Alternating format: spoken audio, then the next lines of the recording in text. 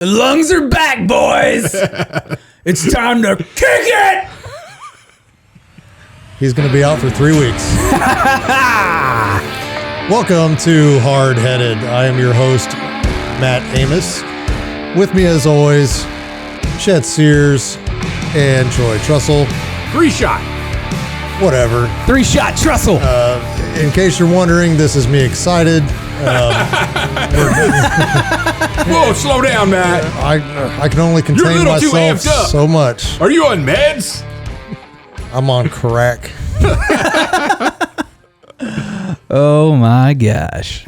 Well, all three of us are here again. Again. We have Back in business. we're all antibodied up. That's right. So we should be good now for a while. What are we going to do today? Today, What do we have? I'm going to talk to you about what's on my mind. You're going to do that? I am.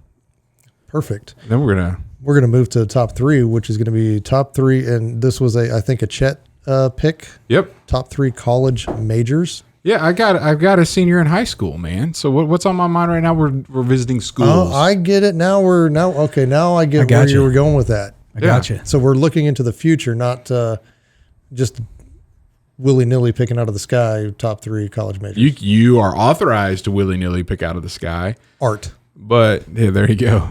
And I have Gender studies. 5 kids that maybe one might go to college out of the 5. So we'll see. By the time they graduate, our wonderful president will have implemented some kind of all colleges free for everybody. Oh, so they're all going yes. to go. They're all going Yes. to go. Love and it. you know what? It's not going to cost the taxpayers any additional dollars. 0 additional dollars are going towards That's right. this. And they're all going to be KAs at Louisiana Tech and be a functioning societal person. Yes. I figured out how they're going to do this. Ow. 8 cents a mile. Dude, so... Anyway, before we get into that, Hey, before we get into that, can I ask our listeners to rate and review this podcast? ooh, good. Yeah. The overall podcast, go rate and review the overall podcast. The overall podcast, not what's happening today, but we just want to remind you to get us out there, rate and review us, like and subscribe, and share these episodes so we can get in front of more people. then this episode after we do it. You know, we're not asking you to lie. It may really stink by the time it's over. But, Yes. but as of right now, with excited as Matt was when we started out, I mean, rave reviews. We're on fire. We're on fire. So on that line, Facebook just came out with a new platform called Facebook Podcast. So if you like our page on Facebook, it would automatically let you know when a new episode drops. So as soon as Nice. it drops on every platform, boom, goes to Facebook, click on it, and you can play it through Facebook now as well. Thank you, Zuckerberg. Boom. Lawyered. Boom goes to Facebook. And then we're going to end this charade with a good word from Troy. So anyway, let's go ahead and move on. Chet, what's on your mind? 8 cents a mile. Well, a couple things. We talked about a little bit about this, so we'll cover real broad. Before we get into the crazy IRS and the tax stuff that's going on, it's fall. Fall is my favorite season. I like it. I don't think we'll ever do a top 3 seasons because there's only 4. 4. What's your least favorite season? Go. Winter. Deer hunting. Yes. Don't have to like the cold. I still like the deer hunt. Don't have to like the cold. I like the cold. Fall's my favorite season, and it is upon us. We're finally starting to see those lower temperatures. October in Kansas Is the best month in Kansas. I would tend to agree. Hands down. I love October in Kansas. I love fall in general because, you know, it's if it's not a hunting season yet, you better be getting ready for one. But duck season fires up here at the end of the month, and then we have, you know, pheasant and quail middle of November, and then deer, rifle deer. Archery deer's going. Already, yeah. I don't know. I just can't get into deer. When it's hot. Yeah. So, man, I'm super stoked about that. And in addition to all of that, you know, we've got football. You know, I've already made it to a couple high school football games, and Friday Night Lights. yeah. Man, I watched a ton of College Game Day already, and dude, back a few weeks ago when you were in the hospital, you probably got some TV time that you normally don't get. Well, not in the hospital, but once I got out, because I got out on a Friday, that whole next Saturday, I couldn't. Still fatigued and was laying around a lot, but man, I watched a lot of college football. Yeah. And the next day, I watched like 3 or 4 NFL games. It was a lot of fun, man. And your Saints are doing pretty good too. Saints are doing pretty good. I'm excited about them. Yeah. Yeah. So good stuff. Yeah. So I don't know. I generally get energized at this time of year, just because I end up spending more time outside and it's I don't know. I got some of that energy going. Good positive energy. He's in the rut, boys. Oh, that's funny. That is pretty funny. Yeah. On the other side of that, though, our government's off the rails. If you guys haven't figured that out yet. Oh yeah. But one of the things we've been griping about here is this budget, and it's just let's not even talk about the specifics of what's been proposed. But we do now know that there are people in government that want to do everything that they can to change the way that we're currently living. And one of the ones is they want to get us off the road and not be driving around. And they're proposing an average of an 8 cents. It depends on the vehicle that you drive per gallon tax. So you drive for work, like you literally go to different sites to do drones and films and all the stuff that you do, like 8 cents of every mile that you drive taxed because you drive and you shouldn't be driving. So now this is a nationwide proposal. Yeah, a federal tax. This is insane. There you go. So a few podcasts back, I talked about in this budget as well. They found that they want to hire an additional 87,000 IRS employees. This is why they're gonna find every possible way to squeeze every penny out of every citizen there is. They've already said we're not raising taxes for people that make less than $400,000. Well, if you drive, we want to raise your taxes. I don't care how much money you make. If you drive, this is ridiculous. Now is 100% ridiculous. Now, is that gas vehicles and electric vehicles? Well, just vehicle in general, or I don't know all the details. I imagine they're probably saying, well, it's just gas. Well, guess what? They're going to start spending that money that they make, and then when all gas vehicles go away, what are they going to do to replace that money? Well, they're going to start taxing you on your electric vehicles. Yeah. Is there going to be enough energy to support everybody driving electric vehicles? Not in California. No. Not in our current infrastructure. No. Nope. Oh, what does it take to build new power producing factories right now? Natural gas, coal, nuclear. Oh no, let's not do any of that. We're just going to put up some windmills. What do you have to say about that, Matt? Oh, I could go on for days on windmills. Well, and even solar power energy, like there's a law, like I had a guy come by, wanted to try to sell me all of it, sounded all good. I was like, yeah, I'll get off the grid. No, you cannot get off the grid completely. Right. You can buy a certain amount of solar panels to put on your house, but the government's still going to regulate, or the energy corporations are still going to make you. If you're on the grid at all, you have a minimum you have to pay. Yeah, but you cannot get off the grid. Yeah. Like they will not allow you to get off the grid, is what this guy was telling me. Yeah. They don't want you to. There's ways. Well, if you did, then you're not paying the minimums, even if you don't have any consumption. But then all their profits start coming down, right? And it's going to cost other people more money. And then they're going to end up saying, oh, I'm not paying more for this. So they're going to come off the grid, find a way. Next thing you know, we don't have power for anybody. Yeah, too bad. I'm telling you, it's too much control.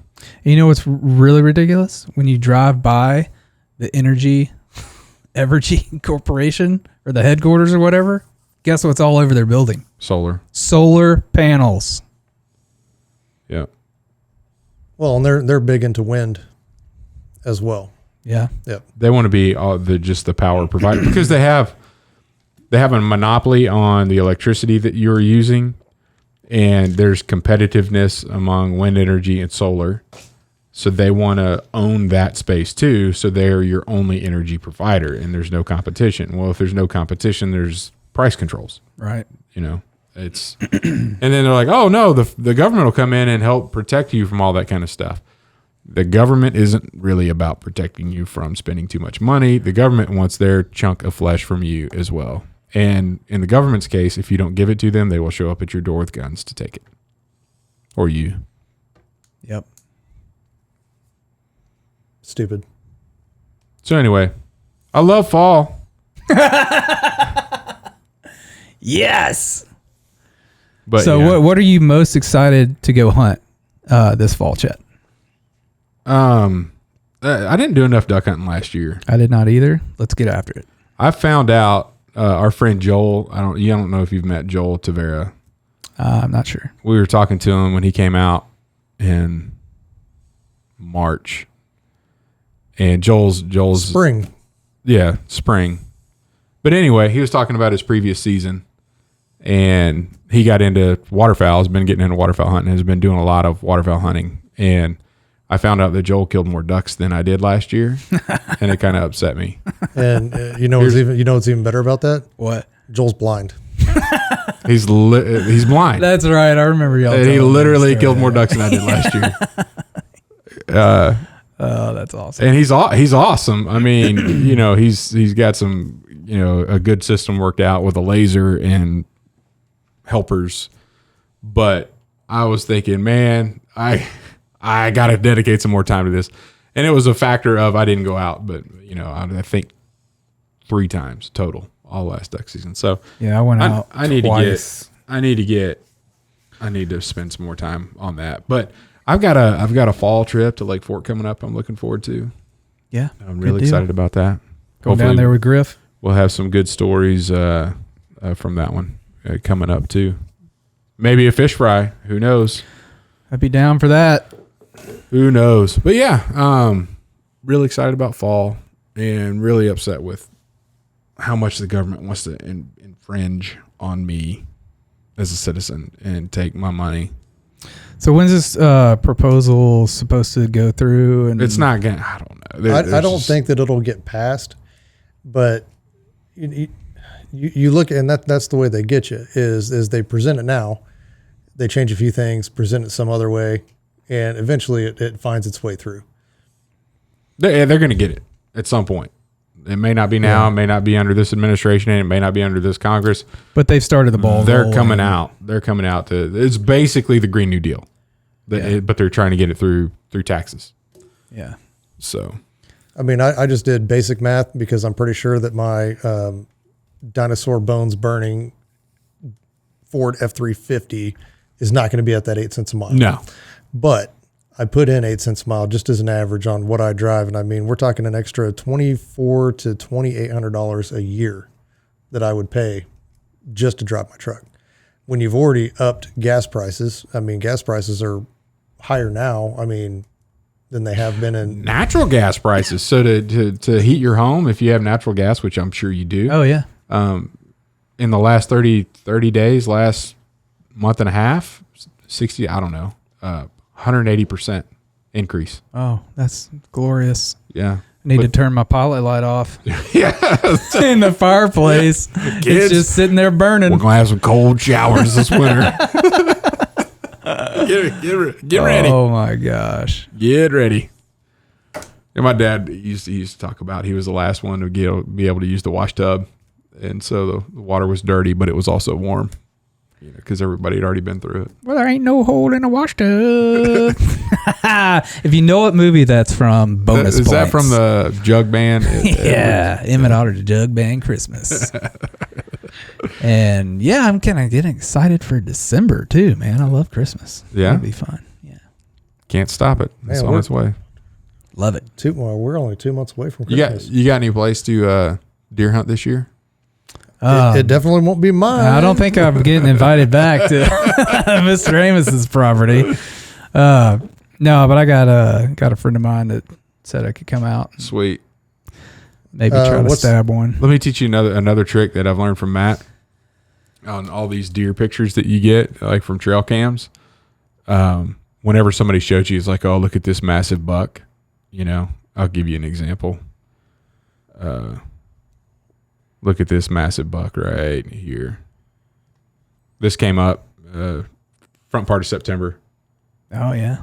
Really nice deer. It needs another year. Yeah, that's what you say. Every time you show somebody like a big deer, Matt's looking at it, he's like, that needs another year. He needs to grow another year. Yep. Like this deer is probably 12 years old. Well, And he's like, it needs another year. So how are the meat processing places this year? Because I know last year y'all had to process Everything on our own. On your own. Are they still backed up? Or I think that they've got a system, at least the place that I go, which is Family Tree down in Granola. Yeah. They've got a kind of system in place where they can get it done. That's where we took Bambi. Yep.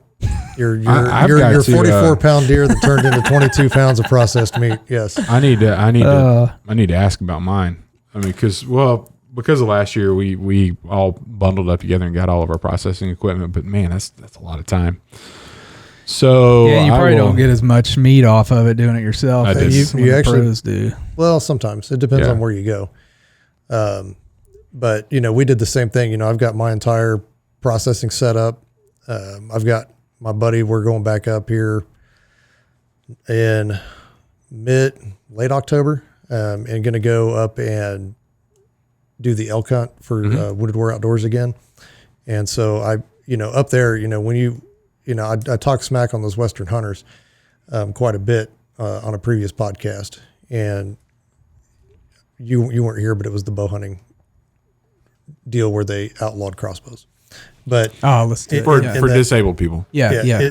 But in the Western states, finding a processor, and especially trying to get an elk, or when you were up in Montana trying to get a bison, and get it orchestrated to get it to a processor, it's a big ordeal because it's not like a deer that you can just toss in the back of your truck. Right. There's some planning that goes into it, and so this year, to simplify that process, we've got his buddy who is a former processor. He's going to come down and teach the guys how to process an elk, and then we've got all the equipment outfitted at his shop to do it all. And then in December, for Wooded Warrior Outdoors, we're going to have some wives from the 101st Airborne come down and learn to process meat and process whatever, and then take it back up to the 101st so that those guys have some meat through the holidays and stuff like that. So I've got a pretty busy fall coming up, and it all revolves around WWO and hunting and then my own personal deer season that I always am completely gone for. Yes. Yeah, it's been made aware by the schedule at the office as well. Yeah, it's deer season. We ought to all go up there and do some podcasts up there and shoot some deer. Yeah. I think it's a great idea. Do that. I tell you what, I'll go shoot the deer. You come in and help process. As long as I get some of the meat. Whatever. Of all people, you've got full freezers. I do. Well, and I have no full freezer. Speaking of, I still have that deep freeze freezer. Yeah, we need to hook that up. Yeah, remind me about that. Yep. We might be able to make that happen because I do need to take a few more does off the place this year. Hey, I'm liking what I'm hearing. But I will be doing the shooting because I know what a doe is. I know what a doe looks like. And I know how big they should be. I can't wait till you kill a button buck. Hey, I will say I'm a lot better in the rifle season. Yeah, it's just a fact. He'll still shoot it 3 times, but he's better. You said your buddy's going to have you come over and stab one. So are you archery? Well, depending on when he can let me go. So here's what I'm going to recommend. When you go on this archery hunt, take more than 3 arrows. Yes. Okay. Take a full quiv. Okay. Yep. Shoot your bow a few times. Beforehand, yes. Make sure that you're good to go. Okay. If you do have a bad shot, carry a knife. Yep. Okay, so you don't have to retrieve an arrow and try to shoot again and then get the guts. Okay. Thanks for all this help. Yeah. And then let's get online and just do some identification courses. And hey, this is a doe. Yeah. This is a buck. Yeah. One has nuts. Whatever you do, I put one down and then text Matt something like, "Hey, I need some help. I think I shot it in the hindquarters. Can I borrow your dog?" Well, 2 years before shooting Bambi, I shot a 200-pound doe that, one shot, she ran around 10 feet and dropped. So you know what one looks like. Yeah, and I know how to shoot one. I know how to kill one. What happened? You just come out to my place and you're like, I'm going to get this guy. Yeah. I was like, in what ways can I don't I know. needle Matt? What did I do to make you hate me so much? I think I needed my glasses. Yeah. That's what it is. I'm pretty sure that's what it was. New gear list, bring glasses. Yeah. Yeah. Or And so- contacts. and last year I got glasses, and so yeah, I think that was probably it. That's it. That's the ticket. Changed it The all. other thing, one of the other things about fall that I like, our menu changes at home.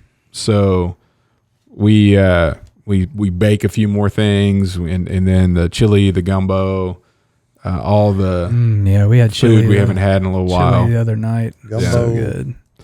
Oh man. I'm ready. Oh man, yeah, I'm ready to start making some gumbo again. Yep. Heck yeah, love it. Was it you that I was supposed to bring the gumbo to? Yes. Man, I'm starting to let people down. Deep freeze. Do you have any ducks in your freezer? No. No, we need to get some ducks so we can go make some duck gumbo. That's good stuff. And then Chet's making a list for us. I like it. to Matt. Make sure he checks it twice. Yeah. Yeah. Well, while he's making that list, you want to take a quick break and then we'll jump into our top three? Yes, let's do that. Thank you. 1783, the first victory. Victorious in war, this year sees America earn her independence. At Admiral's Pennant, we celebrate victories at the end of war. 1783 is the first of many such celebrations in our nation's history. This is an elegantly refined blend of sandalwood, cedar, and tea tree. The subtle, lingering, woody scent of the sandalwood, light cedar, and the top notes of tea tree is the essence of masculinity, honoring the men who fought and continue to fight to provide us our independence. Check it out at admiralspennant.com. Without it, you might as well shave. And we're back. Thanks, Matt. That was a good job. Great job. So top three college degrees? Majors. College majors, Degree. You'll end up college getting a degree in degrees. that. Yeah. All right, well, I'll go first. I think you should go first, Troy. I think for number three, it is important to get a college degree if you would like to be a lawyer. So a law degree. A law degree. I do not think you can practice law without going to law school, which would be a college. I think you can. All you got to do is pass the bar. No. I refute that. Well, I don't know. Well, you could be an attorney. Our guest lawyer. You could be an attorney without any law. I can give you power of attorney. That's not practicing law. But hey, I'm just telling you, I've been an attorney before. I've had power of attorney. What, at a wedding or something? No. Were you a minister? When we moved up here, Ashley was still back in Louisiana, and I had to put her sign for her on her house. So I had we did the notary, I had power of attorney to sign for her. So boom, power of attorney. In fact, our buddy Chris, I asked him one day, I was like, hey, do you like being called an attorney or a lawyer? And he's like, lawyer? Because always for me, it's like a police officer or cop. It's like attorney was like the dressed up version. Yeah. And I'm like, why don't you want to be called an attorney? He's like, because you can be an attorney. You can get power of attorney over anything without any degree or anything. As just, so I want to be a lawyer because you're not a lawyer unless you practice law. And I think as long as you pass the bar, I don't think you necessarily have to have a law degree. So you get a library card, figure out what you need to know to pass the bar exam, and go pass the bar and become a lawyer? Yeah, I think so.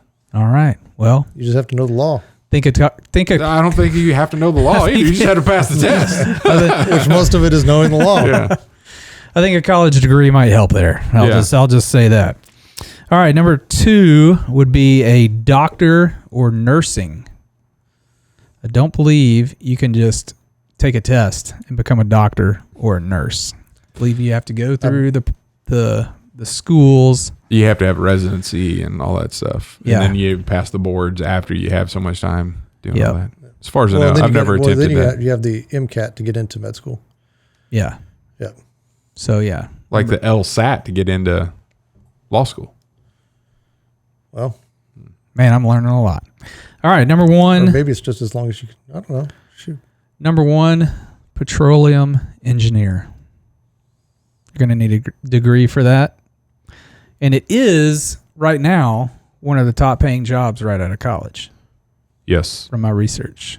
Petroleum engineer. I think mid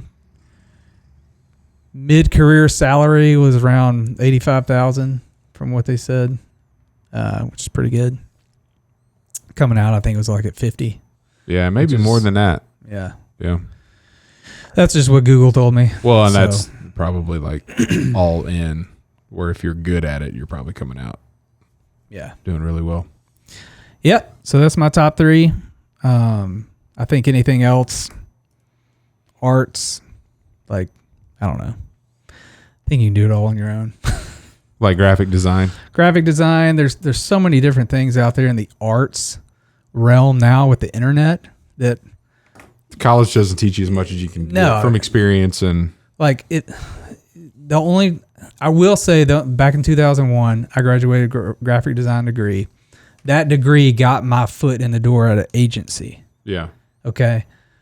But 20 years later, It's not. it's not required. Let me If you're good and you can go online and you can buy these different courses that professionals have put out and you can learn the programs and you can draw and you can do these things, like, don't freaking waste your money on college. Can I tell you a funny story about your graphic design degree? Yeah. That you maybe you were there, and I may get a little bit of this wrong, but this happened. I think your mom was at Dillard's to buy you a suit or some clothes to wear for graduation. Oh gosh.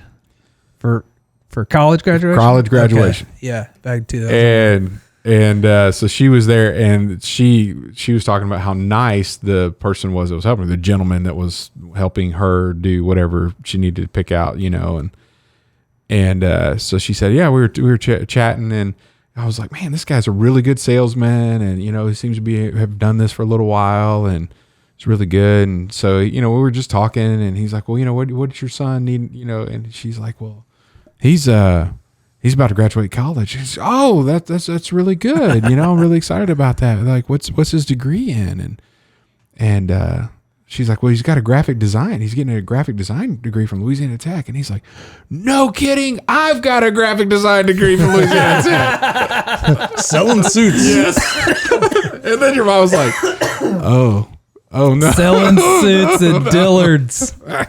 Wow, that's awesome. That cracked me up. Now, so I will say, man, it was just God's providence to get me into the job that I got. They got me all the training that, made me the videographer I am today.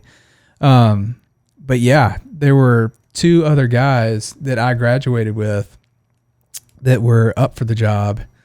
And a couple years after that, they were still doing retail, trying to find a job. Yeah.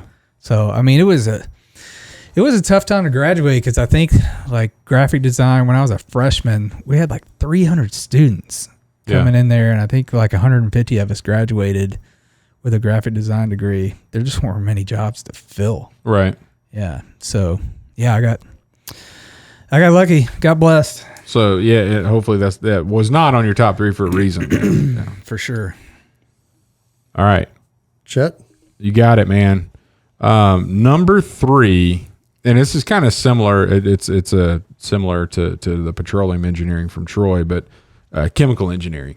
Yeah. That's a fantastic degree to finish with.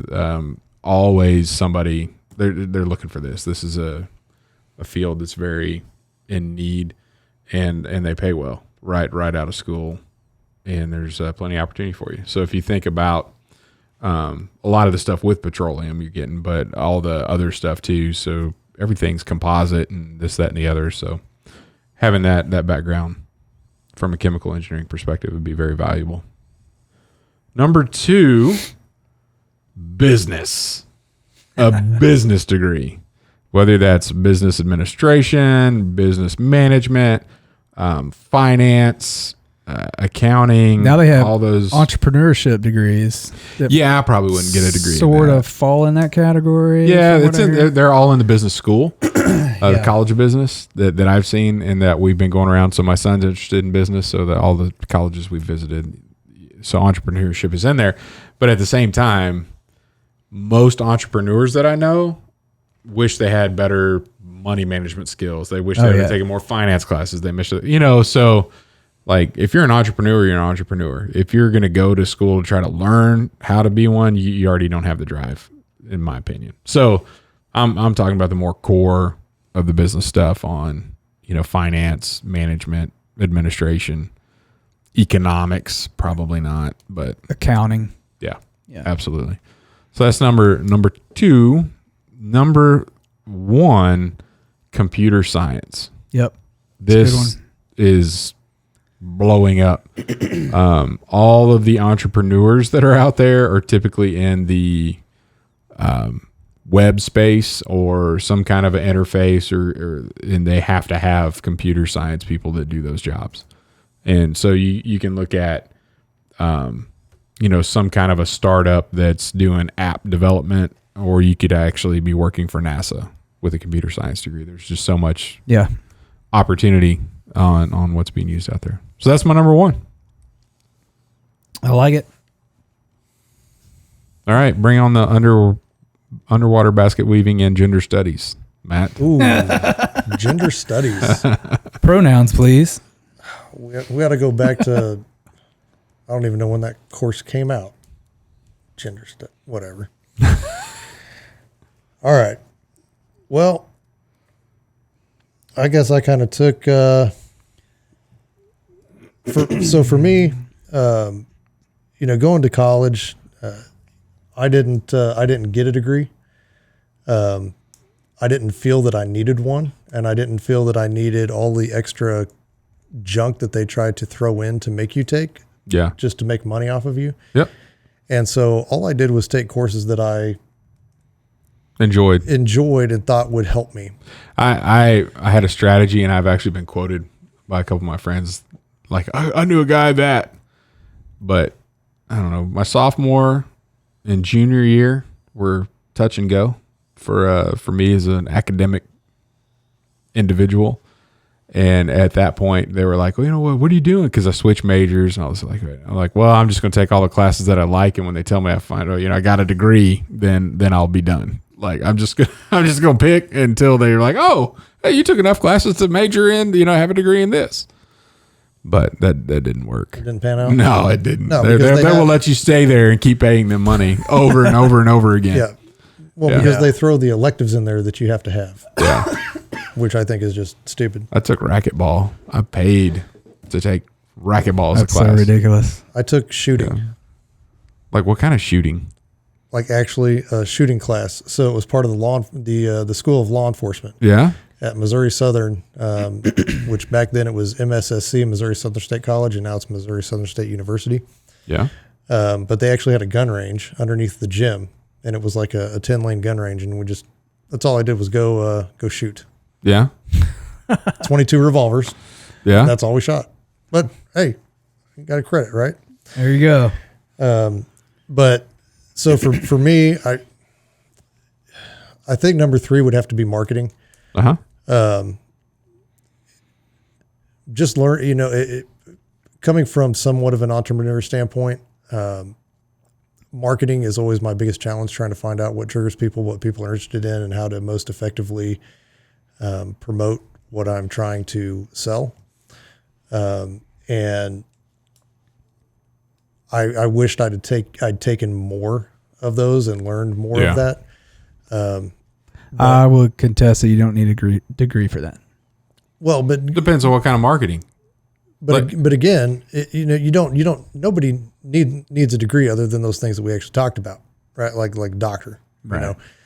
Or if you got somebody that's doing something for NASA where they have a specific criteria that you have to meet. But as an entrepreneur, you don't have any of those options. So that's why I said, I would always take things that interested me. And so I would look at more of those marketing courses that I should probably, and I still have the ability to go do those, but I just don't have the time. Yeah. But I think, and I don't know if there's a degree in this or not, but I think number 2 would have to be like speech or communication. Yeah. Communications is one. Because communicating between individuals is becoming a lost art. And I think that as we move more and more into a digital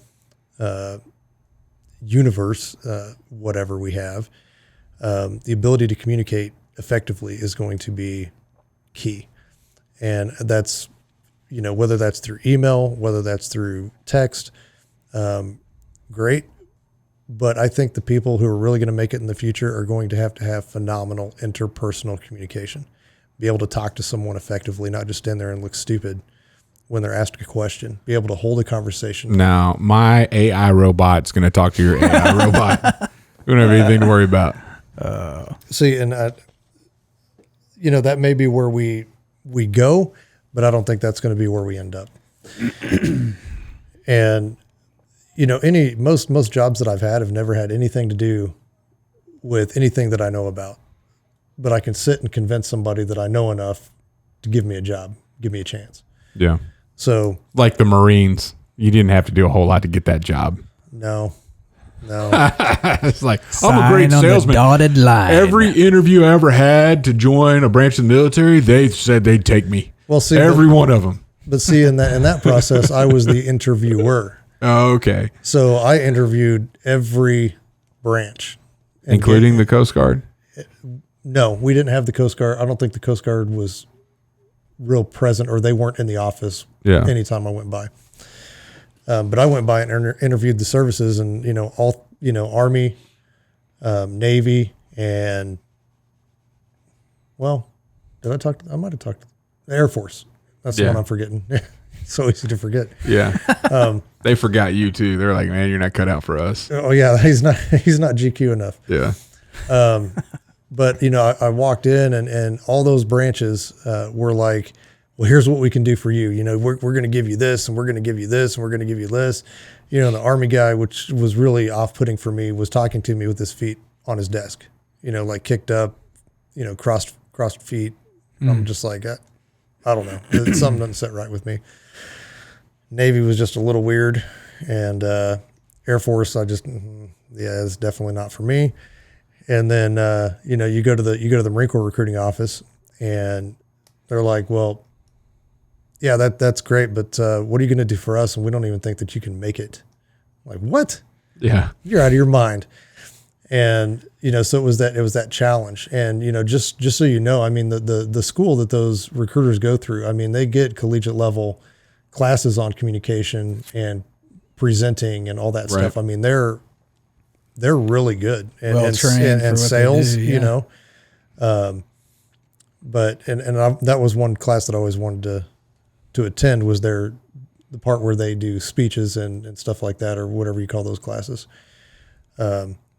Because they're always, they focus on trigger words, and you have to be absolutely perfect, every time you speak and present, which I thought was pretty interesting. So anyway, I guess number 2, marketing. Number 1, the class that's probably helped me out the most, or the pursuit of a degree that I think would benefit me the most, was fish and wildlife biology. That would have been my focus. I probably have enough to get a degree if I would just do some electives, but I refuse to do them because I'm not going to give them that money, because I think that there's other things out there that I could probably learn. But I used that fish and wildlife degree on my place there in my deer property, and it's helped me manage the wildlife like it should. And give them another year. Give them another year. Hey, always. I took give them another year 101 in my wildlife biology pursuit. Well, what's funny is, there wasn't a whole lot of, there wasn't a direct focus on that. It's kind of like total fish and wildlife type stuff. But, even what would you call him? Your lessor on your lease? Oh yeah, the guy that owns the property. Yeah, and he's got a fantastic, and he is land management, not just from a wildlife perspective, but how do you draw income from owning property, and how do you make it more valuable? How do you improve the wildlife habitat? How do you improve the ecological habitat? I mean, it's and I bounced a lot of stuff off of him.